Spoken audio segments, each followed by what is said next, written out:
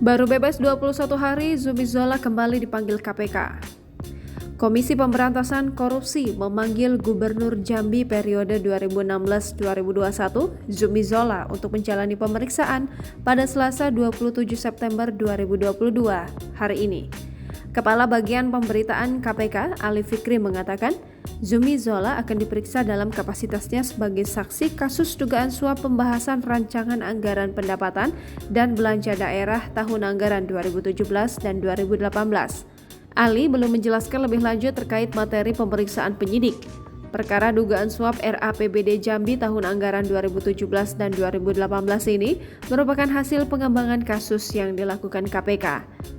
Dalam perkara tersebut, KPK menetapkan 28 tersangka, namun identitas mereka hingga saat ini belum dibeberkan.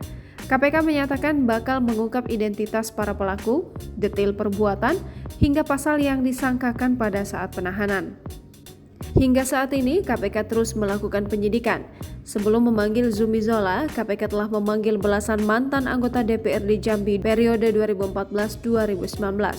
Beberapa dari mereka juga masih aktif menjadi anggota DPRD saat ini.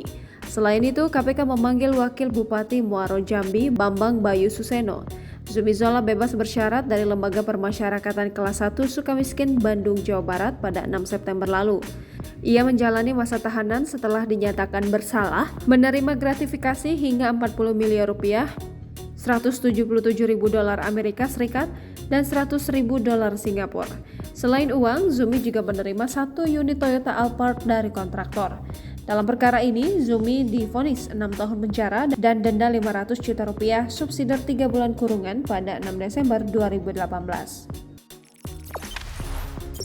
Jangan lupa subscribe, share, komen, dan like ya!